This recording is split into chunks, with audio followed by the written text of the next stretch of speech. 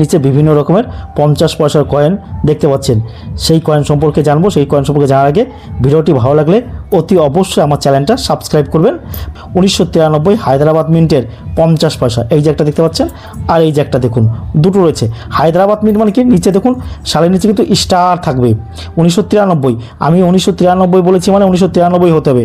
অনেকে বল দাদা 1995, 1996 সালের 50 পয়সা আমার কাছে আছে, নিচে স্টার রয়েছে, আমি কত টাকা পাবো? সেটা কিন্তু হবে না। 1993 হায়দ্রাবাদ মিন্টের এই 50 পয়সা থাকলে আপনারা 200, 300, 500, 700 টাকায় কিন্তু প্রতি পিস আমাদের কাছে বিক্রি করতে পারবেন। ভালো করে দেখুন, 1993 হায়দ্রাবাদ মিন্টের 50 পয়সা। আমি থাকি পূর্ব বর্ধমান মেমারি নিমো, প্রতিদিন সকাল 8টা থেকে বিকেল 5টা পর্যন্ত। আর আমার কাছে কয়েন নোট দেখানোর জন্য কোনো টাকা পয়সা কিচ্ছু লাগে না, সম্পূর্ণ ফ্রি। আর নিচে এই যে 50 পয়সাগুলো রয়েছে, এগুলো এখানে দেখুন কয়েকটা আছে ডান্ডি মার্সের 50 পয়সা। মিন্টের এগুলো 5 টাকা, 10 টাকা, 15 টাকা কিন্তু পিস বিক্রি হয় কলকাতা মিন্টে, ডান্ডি মার্সের। আর এই যে হচ্ছে 1993 হায়দ্রাবাদ মিন্ট, ভালো করে শুনবেন কিন্তু।